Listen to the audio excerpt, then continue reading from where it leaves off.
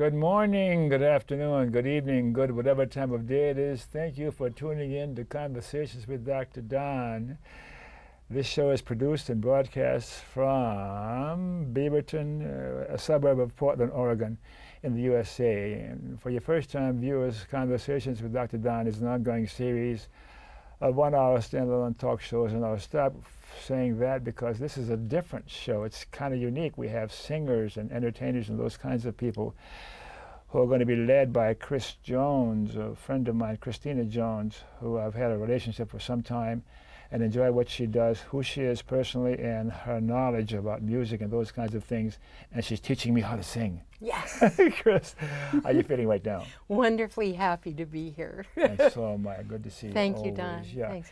And as the evening goes on, you will introduce and say more about the singers as they come up and when it's time to do that, because you've been doing this for so many years.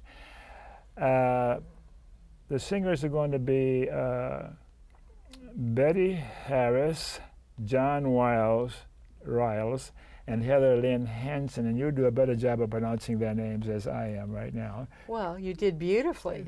Okay, for now. Good diction, too. Yeah. You're still teaching me to sing and talk. Yeah. Please. I'm just so pleased at my age you're teaching me to dream the impossible dream. You're a wonderful singer, Don. The world deserves to hear that voice. Forget about you guys. We're going to have a love affair. Kumbaya. You're such a delight. So then now, let's talk a little bit about you, because we're going to take maybe the first 10, 15 minutes or so of the show so the viewers can get an idea who you are, where you're coming from, and why it is you're doing what you're doing in your life today. From the top of your head, rather than my asking you specific questions, will you talk a little bit about who you are? And then I'll ask you some questions anyhow. How kind of you. Thank you. I hardly ever get to hold forth. So I'm an almost 75-year-old woman who's spent my life in music and theater, chiefly music.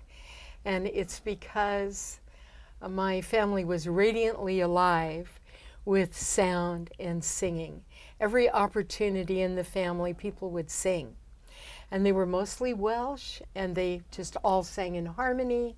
At the drop of a hat, you couldn't shut anybody up. And it's always been that way. Yeah. And it's sort of like that still for me now. And I've enjoyed a very nice career as an opera singer and classical music singer. And at the same time, raising my family in music, I always sang in nightclubs, bars, churches, with symphonies, with jazz groups, in a bluegrass group, and classical music. You didn't miss anything, did you? No, because I needed the money. And it was fun. It's fun. So I'd like this program, and you're so kind to let us do this, is about really the beauty of song and the beauty all your life. And the title of the show is Lifelong Song, The Joy of Music, and the countdown clock isn't working, Mr. Director. Okay. So what I specifically wanted to talk about and brought wonderful singers to do today is to encourage people to sing their whole life. Scientists tell us that those who sing live 5 to 10 years longer because your actual cell structure can change with sound going through your body, which it does. Is that true, really? Yeah. Okay. And the nature of sound is very mystical and very interesting. So on the NASA website, I recently learned that the outer layer of the sun is sound waves. How about that? You're still learning. Yeah, of course. Lifelong, right? Yeah. So the people that I brought today are all people like yourself and myself of distinctive age. And they're all fine singers who love to do it. And I think it's a great thing to share. It keeps you alive. It's vitalizing. So we're going to talk a little bit about vocal technique and how you do that and the physicality of singing. Distinctive age. I love your choice of words. You're so kind. Thank you. And the other guests are laughing at you. You're such a delight. So please go on. So in my life, I have used music as a way to communicate with people almost more than any other way. I think a smile and an open heart and your KFC are the great introduction, and music cuts through barriers all the time. When you sing a song, or when you sing in a choir, or you sing for someone, things happen because of the nature of sound itself that goes beyond understanding of words, or mentality, or any social structure, any political or religious belief, and it brings people together in a common realm. And, you know, I think all of us have experienced that to some degree. And I'm thinking right now about singing around the campfire when you're a kid. If you get to do that, and all the generations of people, and the fun, the sheer fun of the community of song. So either as a soloist or as a chorus member, when one learns vocal technique, one learns to strengthen the instrument of the body and just get out of the way and let the song come through you. I call it being sung. Being what? Sung. Being sung. Let yourself be sung. I don't want to distract you too much from what you're saying because you do it so well. And occasionally when I'm with you, there's something you say will provoke a thought or a question in me. And sound and other species and birds and animals, sound is important to other species too. Yes, of course it is. And we live in a web of sound. In every great religion, there is something like the chapter in the Bible, 1 John, there was the Word, and the Word was God, and the Word created all life. It's in every great religious treatise, the Bhagavad Gita, in Hinduism. That thought is in Buddhism. That thought is in Judaism, in Islam. It's in the Quran. It's just an amazing thing to think about what sound does. And the experience of sound is remarkable when it goes through your body as you're singing. And we can talk about that when you're ready. I'm always ready. Okay. Again, I'm going to let these guys go home. I did know that. Absolute delight, you know. Anything significant about your cultural heritage that's worth repeating other than the Welsh background? Welsh, Norwegian, and a nice chunk of African American, and a big variety of cultures, but all of them were singers. And I feel fortunate for having that. My mother was a wonderful piano player and played professionally here in Portland. And my earliest memory is lying under the grand piano and listening to her practice. And a lifetime of it. Yeah, a lifetime. It's been a lifetime. And the joy that I have now is passing along music as I've been a choral director. I've used music as a way to break down cultural differences. I lived in Nepal for 2 years. Nepal, India. Close to India. And we started our program, Little Sisters Foundation there. And we've been on your show talking about that. I found that the message of sound transcended and could explain what was happening to the girls that were being trafficked just without pointing fingers. The Little Sisters Foundation. Say a couple of words about that since you mentioned it. Thank you. Little Sisters Foundation is a 501c3 dedicated to the eradication of child sex trafficking. And we began working in Kathmandu, Nepal in 1992 and helping a doctor team there to rescue girls. And we started the first safe house in Nepal that has grown. And my dear friend, Dr. Aruna Upreti, and her group, RHEST, REST, has rescued and housed and educated more than 10,000 girls. Wonderful. Since then. Well, music was the way to promote that. And you had a compatriot who worked with you on that program over there. Who is that? That's Stuart Perrin, my beloved meditation teacher. He is delightful. Yeah. And what else do you do besides, you have a couple other things that you're involved in, besides being a voice coach and music. Mm-hmm. And I do work with Little Sisters, and I also work with Rahab's Sisters, which is a group that feeds homeless women once a week on Fridays. And it's just a coming together for women that have no other way to associate with one another. It's a great nonprofit. And there's also a good website for Rahab's Sisters. And I like to be a grandmother and play with my grandchildren, who are now big kids. So I've just adopted 9 more little kids to be with. And I do a lot of theater projects with children. And I read copiously, and I'm taking classes at Portland State, which you get to do if you're of our distinctive age. And I have done that as a result of your telling me what to do. It's just exciting. It's exciting to be a lifelong learner. At my age, there's still something exciting and new to learn. And along the way, sometimes I feel frustrated because I'm so old I can't learn anymore. And then pretty soon, what you told me the night before comes to me at 3 in the morning. Oh, that's what she meant. Thank you so much. It's exciting. Thank you. Yeah, so I can't think of anything more to talk about with you personally. So shall we get going with the rest of the show? Shall we introduce with our friends? Yes. Yes, so please. So I'm wondering if we can begin with the 4 of us doing a kind of, and you can join us, Don, doing a basic warm-up exercise. So do you all want to come up this way? Stand so as long up. as we can stay in the range of the cameras. I hope we Oh can. my gosh. You guys are going to all be great singers out there when we're through. Here. Over here by the table, right? Yep. Come over here, friends. Can we see everybody? Come on, John. John. And Betty. We talked her into Hi there. helping us Come in make here. fools of ourselves. There we go. Now this is an exercise that helps us to prepare to sing.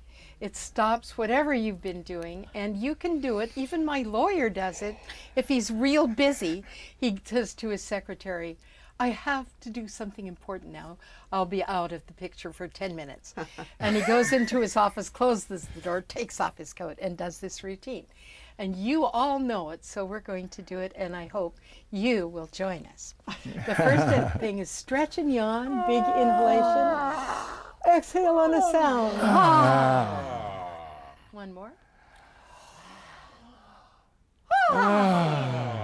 And the next thing is wiggle. Wiggle around. Move anything that's tight in your body. First row in the chorus.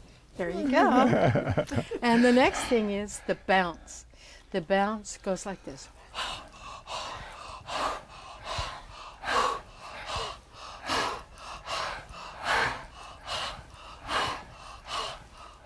Good job. The next one is the power breath. Put your fists right here. Exhale. And inhale in your belly.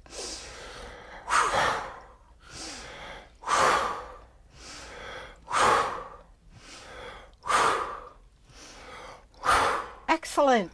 The next is shake your booty. Put your fists by your hips. Rotate your hips fast.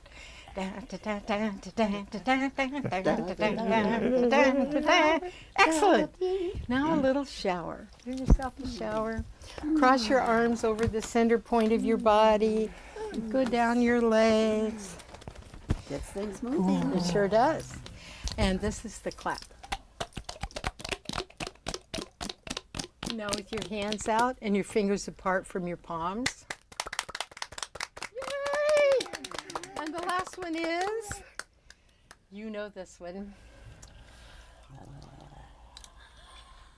I don't like Unrelax. to do that one. Well, it's very rude, but it's the lion, and it's a yoga asana to stretch open your throat. So stretch your fingers out, open your eyes as wide as you can, and try to touch your tongue to your chin. Yawn. Excellent! Thank you, friends. Thank you, Don. Homeland Security is coming. They'll get us.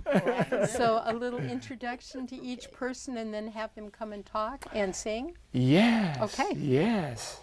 Well, Tell us. Come back why up. don't you sit down and why don't we start with you, Heather Lynn, since you're right here. So this is beloved Heather Lynn Hansen. And Heather Lynn is also of our distinctive age. And Heather Lynn has sung all of her life. Her family was also musical.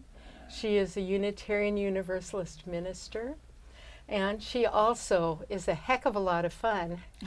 And she is, in voice classification, a lyric mezzo, which means she's sort of a Carmen kind of voice. So most women are sopranos. 85% of women have high voices, and they're sopranos, and 10% are mezzos. Heather Lynn and I are both mezzos. And so Heather Lynn is going to sing for you a bit of Italian, a little exercise / aria in Italian. And why don't you tell people what it's about? And I'll come over to the keyboard. Yes. And here. John, my book is right there. Thank you. Good, thank you. Okay. I supposedly have this memorized, but nerves may interfere, so I have a stage prop here. The whole business of learning how to control one's voice involves practicing a number of different things, and this wonderful book called Baham is full of these exercises, and they have these Italian poems, most of which have to do with getting lost at sea or watching the snow melt or something. But this one teaches me, and I would say one of the things that Chris has done for me is let me know that I have a nice voice but a lot of bad habits. And I've had to get over some of them. And one of my bad habits was that my mother, who was also a music teacher, insisted that you never swooped your voice. You always hit the note right on the point, and you never slipped in or out of it. Well, there are times in classical music when you need to be able to do that, and this one teaches one how to do it. But in the process, it sort of sounds like, and the words would suggest, that the singer is slowly losing her mind. And it's really very sad because she winds up singing at the end of it, I don't believe my thoughts. I don't believe my thoughts. I'm cuckoo. It's all right. It's okay. Whatever. Oh. So I'm going to sing Vorrei spiegar. Vorrei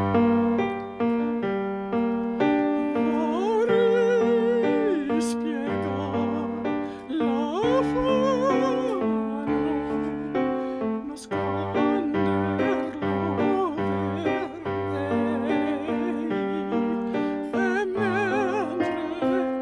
e mentre così crescendo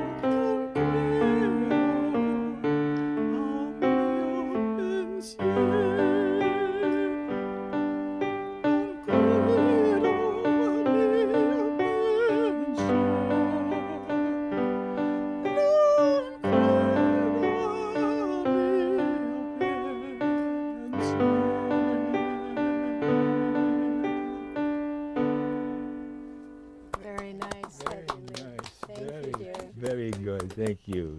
Yeah. Are we talking now? Yep. We're talking now.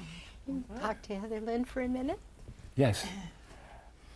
You and I are going to talk now about what the viewers will find interesting about you. Ah, all right. Well, our family sang a lot too, and my dad was mostly ear trained, but my mother was a music major and taught in schools. Mm-hmm. And we had a lot of music at we'd be wakened in the morning with my dad playing a John Philip Sousa record, or we'd be lulled off to sleep by mother playing something on the piano. It's a musical family. Very musical family. And we got so that we entertained ourselves by learning to sing barbershop harmony. There were 5 of us, and the argument was always who had to sing the melody, because we all liked singing the harmony. Uh-huh. So that was what I was raised with, and I went to school and college on a music scholarship, not a big one, but got me in there.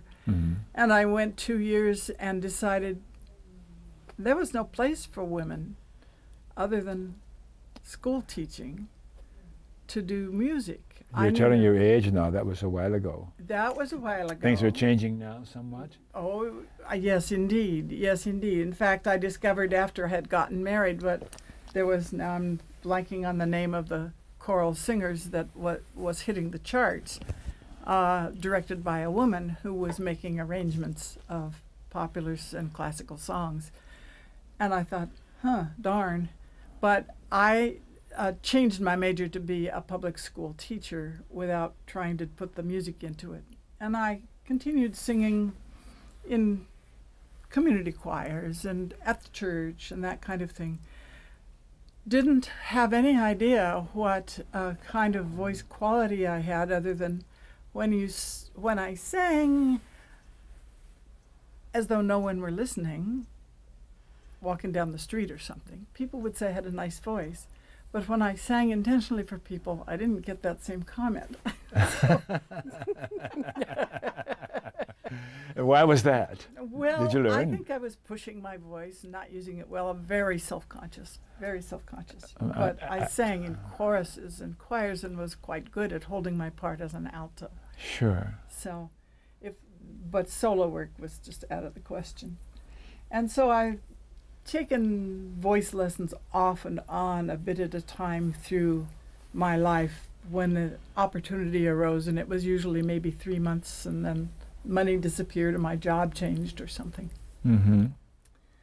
After my 2 boys were grown up, I went into the ministry, went to seminary, and I discovered that, for me at least, I didn't have time to rehearse with the choir and do my job as a minister. Uh-huh. So I didn't try to do that. How long you been a humanist minister? I'm a Unitarian Universalist minister, but very humanist in flavor. Say it again. Unitarian Of Universalist. course. I get the 2 mixed up because I've been both all my life. Yes, and yes. How long have you been a Unitarian minister? 21 years now. That's a while. Yes, and I have now retired. I don't know whether I've pseudo-retired or really retired, but I had been doing interim ministries. I'd go to a church where somebody has left, help the congregation do their search, go through the routine of looking at their processes and saying, this might attract a better minister if you would make this change, Mm-hmm. that kind of stuff. But all over the country. So I've been in New York and Houston and Denver and up and down the Pacific Northwest, San Diego. And I'm tired because you have to move every 2 years. But it has been a wonderful education, because I discovered that these corners of the United States are as different as Scotland is from England, I'm sure. It's just amazing, the cultural differences. Not to mention the accents, but primarily the cultural differences and expectations, and especially around women. So that was very interesting. And Unitarian churches are very different. They are free to be very different. So culturally, from church to church, I had to learn the ropes all over again. It wasn't like walking into a Catholic church and saying, I know how to do this. Entrevo a rotary day. Been there, done that. So I started singing with the choir in First Church downtown, First Unitarian in Portland, in Portland. And I wanted to sing alto because I'd been accustomed to singing alto, and I'm a good alto. I hold my part very well. The director, Mark Slager, said, I don't have room for any alto. I got more altos than I know what to do with. I need sopranos. You can sing second soprano. And I said, what? I knew right away I was going to need some help because I didn't have the upper range. What I did is I found out I do have the upper range. I was just clamping down and shutting myself off. And how'd you find that out? Did Chris have anything to do with it? Oh, yes. I got started working with Chris, and she just opened my eyes and my voice and my heart. You're going to be with her for a while longer? Well, as long as we can keep her around. So I'm aware of the time, so maybe we should stop talking and go to our next singer. Sure. And let's have your next singer come in first and talk, and then have that. Good, that's you, John. But he doesn't sing, does he? We're just going to do some exercises, John and me. Of course, John. Let's John and I talk first. Yes. Okay. Love those exercises. Yeah. Hi, Don. Good to see you again. Good to see you. I've been on your show before. Yes, I remember a long time ago. Right. Yeah. How are you feeling today? Well, thank you. I'm going to pin that on so we can be sure that we can hear you. That's good enough. How about if we do it this way so that it isn't buried? Okay, is that better? That'll be okay. Good. And how long have you been involved with Chris? I've been taking lessons with her for about 6 years. 6 years? That's right. And I just started with her about 6 months ago. I didn't know that. And I've known you through the Humanists. And Unitarian Universalists. Of course, yeah. You have the same afflictions I do. And you've been singing for a long time then. Well, not really. I'd started singing a couple of years before that. My family did value music quite a bit. My grandmother had been a soloist as a singer way back in the day, but my mother and father both were instrumentalists. And in fact, I didn't have much exposure to singing per se when I was growing up. We got to be of a certain age, that younger age, a certain age, and we all chose an instrument, basically. And I played trombone for about 8 years after that. And then I went off to college and got busy with other things, and I just kind of moved away from performing music altogether. Like to listen to it and all that, classical music, rock and roll, the whole range of music. But I didn't really start thinking about picking music up again until I'd gotten to be that other certain age. I was thinking about what I wanted to do in retirement, and I was thinking about what instrument I might like to play when I got to be retired. And my wife, Suzanne, had been singing for quite a while. She had actually grown up singing. And she said, why don't you sing? You have a fine voice. If it were tutored a little bit, cultivated and whatnot, you know, I could sing well in a choir. So I started doing that, and I just really enjoyed it. I went to Mark Slager's of First Unitarian Church also, and I felt a need to be able to improve my technique and production. And where was this church? What city? At First Unitarian Church. Oh in yes, Portland. of course. Right. He suggested that I contact Chris and take some lessons with her, and I certainly benefited from that. Well, someone should have discovered that marvelous baritone you have and had you singing years and years ago. Do you sing at all anymore in public, or just recite or do poetry or what? I am still singing at First Unitarian Church,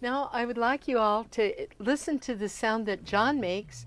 You know, I've never seen a short bass in my life, and I've been singing professionally for 43 years.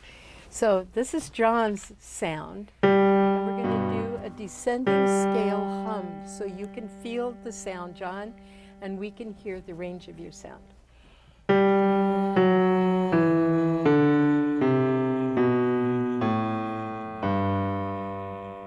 And going down.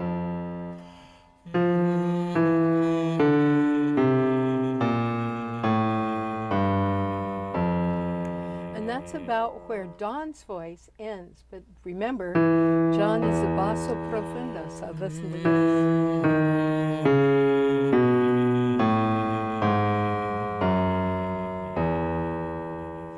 Let's just go to the sound O, John.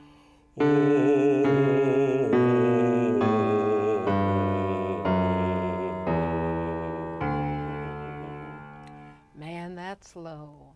And that was very pretty, John. Do we have time to do a little more, or should we say farewell to John? A little more, but I tried that last one. I think I got a hernia. Don't be hurting yourself. Okay, a little more. Staccato is one of the textures we use in voice, and John will demonstrate that texture. Oh.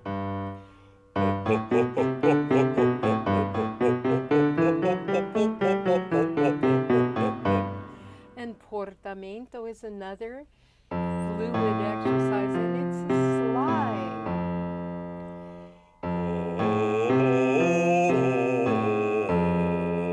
And here's what it sounds like in this key.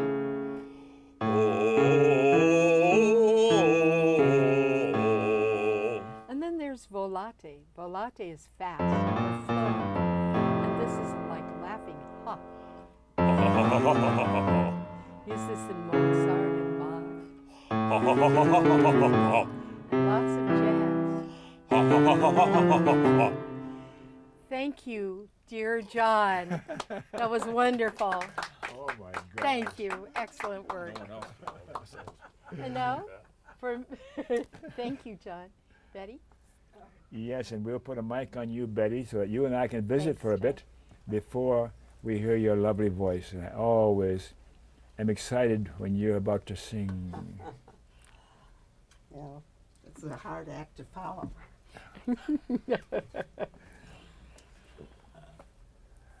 All right, let's see if we Pin a can rose on me. get you on you somewhere. Somewhere Beyond the seas. Now, let's talk about yourself personally, who you are and what you're about for so many years. Oh, so many years. I just had my 89th birthday. So 89, and I've been singing for as long as I can remember. And Chris likes to tell that in my family, my kids always used to say, "Mom, do you always have to sing?" And I would say, "Yes, I always have to sing."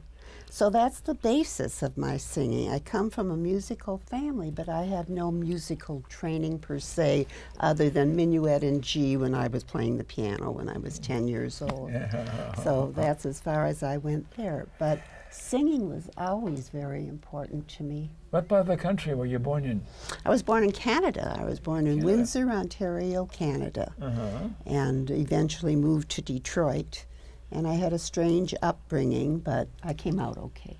Strange upbringing. My mother died when she was only 42 when I was 6. Oh my gosh. So and the anniversary of her death is coming up, and I keep singing in the fond memories. So it was a good family, and I was encouraged finally to keep going. And for my 75th birthday, I actually had a big party. And I was looking for a venue, and I found in Portland 1111 Broadway, which was a good place to have a party because, as the designer said, Betty on Broadway. Took 75 years to get there. So we had a lot of fun. A lot of my friends came from around the country, and I pulled out a repertoire of songs that were important to me, that a lot of people knew. And we had a sing-along in the audience at the end, and we had kind of special music. And then I met Chris. And meeting Chris was a thrill from beginning to end. We've even traveled together and had a good time together, even singing. So we do a good job with that. But she said, she hasn't changed much about my voice. She lets me do my thing, and she'll change a little bit or improve a little bit there.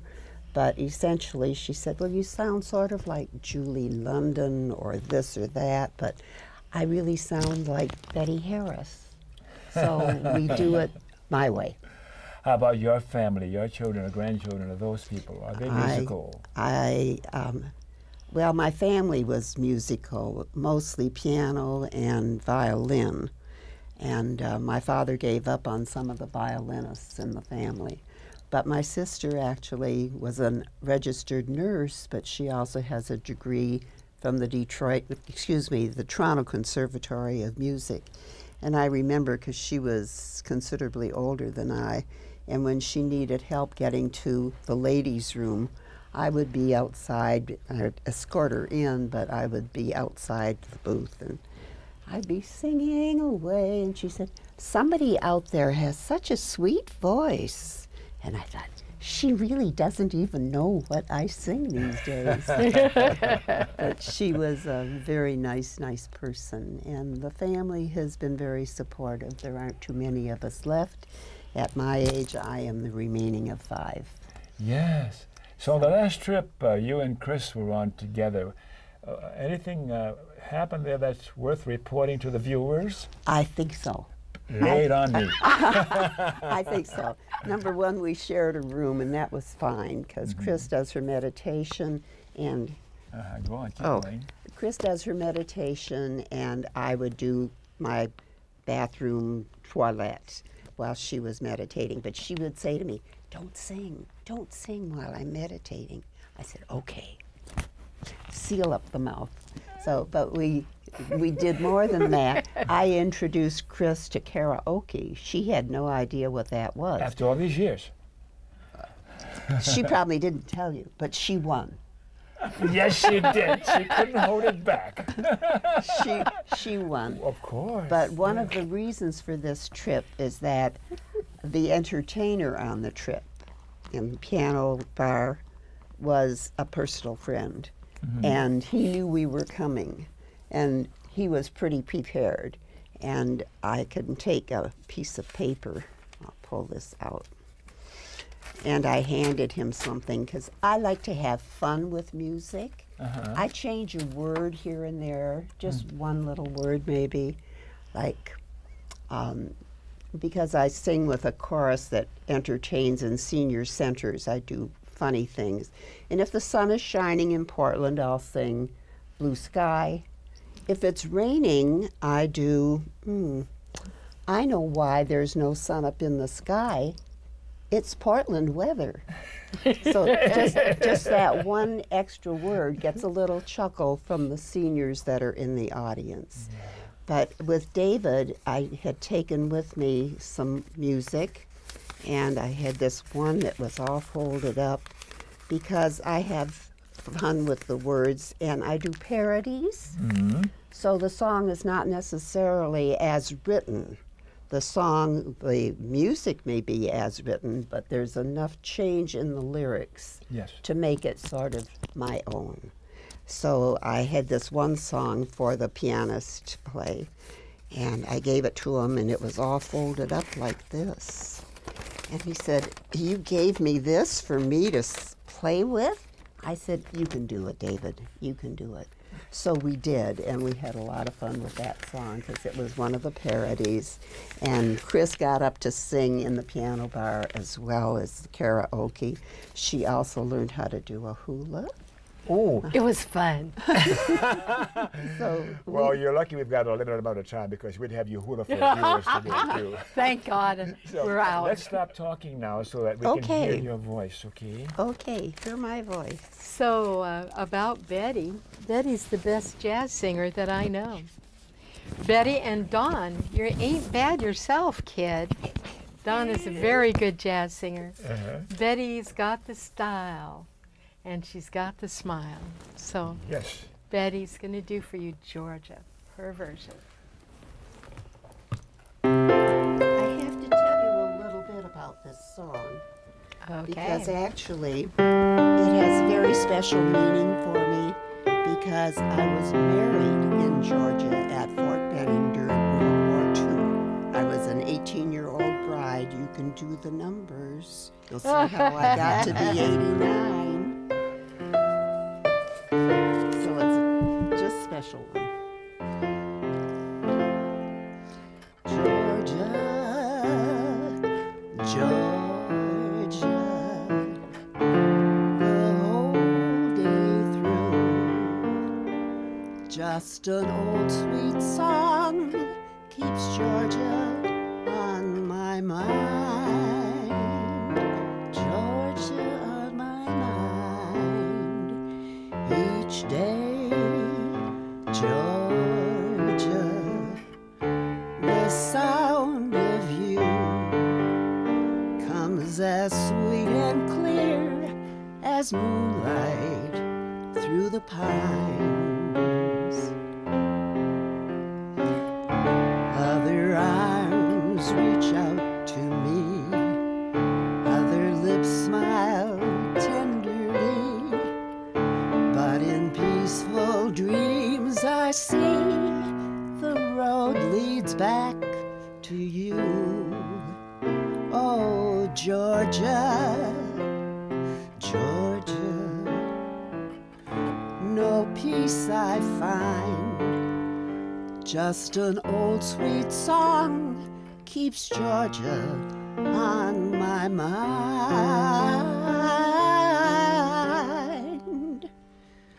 Just an old sweet song keeps Georgia on my mind.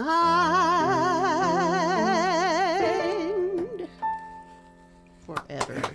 Thank you, darling. Thank you, my dear. Thank you. Delightful, yes. Yeah. So, Chris, are you going to sing a song? Yes, I am. I hope so, heavens. All right. Yes. Yes. It's a simple song. Okay. I'm not going to have music with it. Okay. So in my family, this song is sung at every funeral, every wedding, every baptism, anytime anybody has a pint, and mostly for the sheer joy of living. And here it is. Oh, Danny boy, the pipes are calling from glen to glen and down the mountainside. The summer's gone and all the leaves are falling. It's you must go, and I must bide. But come ye back when summer's in the meadow, or when the valley is free and soft in glow. It's I'll be here in sunshine or in shadow. Oh, Danny boy, my Danny boy, I love you so. Beautiful. Thank you. Beautiful. Yes. Can we talk some more? Yes. Let's talk some more. We've got about 5 more minutes we can chat Okay. about stuff. And I'm learning more about what you do with your students because it's relatively new, our relationship. And I'm looking forward to all this complicated stuff like what John was doing. My gosh, I'll be like Pavarotti before it's over. Yes, you will. She lies. Yeah. So, what else can you tell us about your career and you have a website now? Yes, I do. What's with that website? It's kind of all about the performing that I've done and education. I was very fortunate. I had the best teacher in the United States who just, quote, discovered me. And it's kind of an interesting story. That's pretty powerful. The best teacher Yeah, in the he United was. States. Well, tell me some more. Okay, I hardly ever tell this, but I thought you might like to know it. Sure. I was 32, divorced with 2 children at loose ends, and I liked to sing, and I met a woman who was an opera singer with Columbia. And she gave me 2 lessons and 2 songs, one in German, one in Italian. And then I moved from Tillamook, where I was living with my first husband, to Portland with the kids. And we moved into my parents' house. You knew my mother very well. Oh, yes. She loved you. Delightful woman. Yes. Yeah. And she said, my friend, the teacher said, this famous teacher is coming to Portland, and I would like you to go and sing for him. And I thought, okay, well, what have I got to lose? And she said, the thing is, he's here to do a master class, and people will be coming from all the western states. And so his name is Gibner King. He was one of the founders of Juilliard School, and several of us in Portland, friends of mine, and I had the good fortune to study with him. Juilliard. I know. He was the big gun. And his dear friend was Hilmar Gröndal, who was the music critic for the Oregonian. And he suggested that Gibner retire to Portland. But before he did, he came to do this master class. And so I went to the master class, which was in Josephine Spaulding's house. She was a member of Portland Opera Guild. She had a hall-sized living area with 2 grand pianos and enough seating for 100 people and a beautiful home up in the Heights. And I was overwhelmed. I had just come through a very hard time. And I went to this master class, and people came from all over the country, well-known and not, who had been singing professionally or not, to sing for Mr. King and to get his take. Here in Portland. Here in Portland. And I felt like the gates of paradise had opened. I went into this world, Don, and it was every kind of beautiful classical music, every kind, in every language, men and women singers.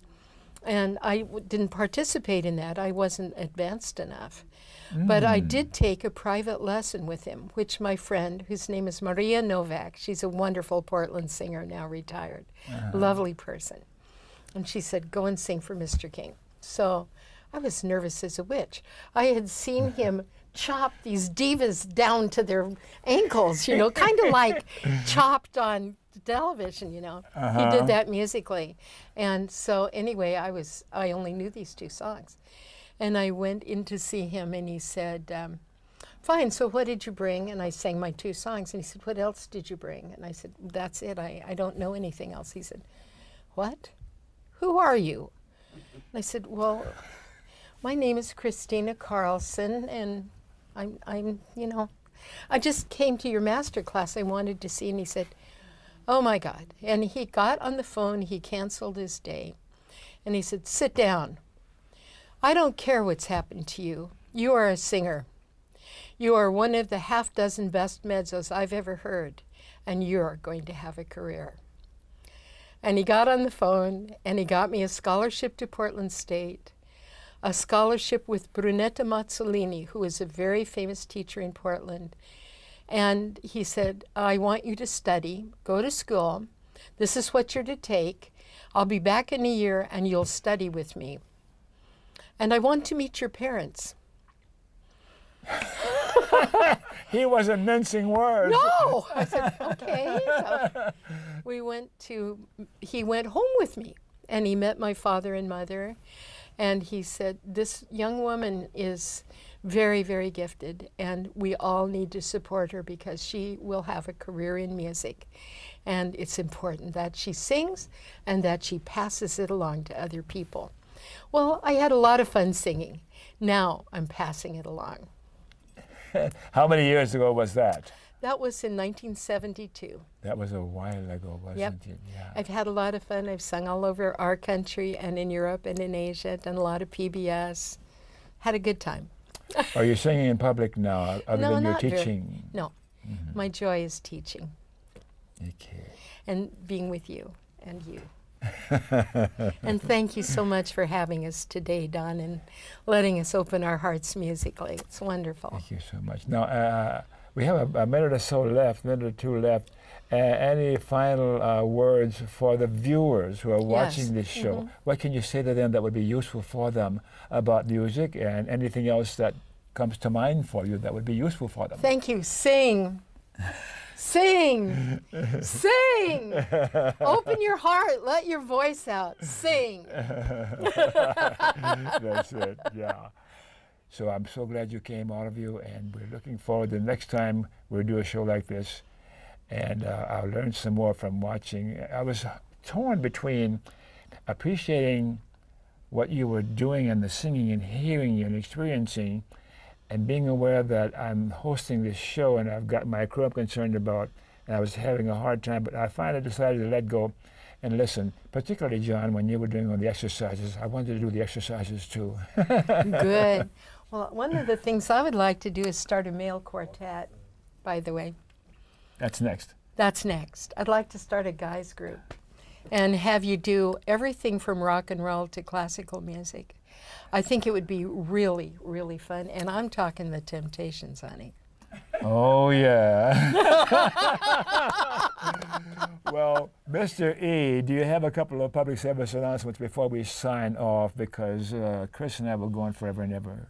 To learn about the American Civil Liberties Union, go to that website and learn about what the ACLU is about if you don't already know. Because our civil liberties in our country today are in jeopardy because of what's going on in Washington, D.C., and the business community and the super rich. And that's my axe. I won't grind on that one anymore.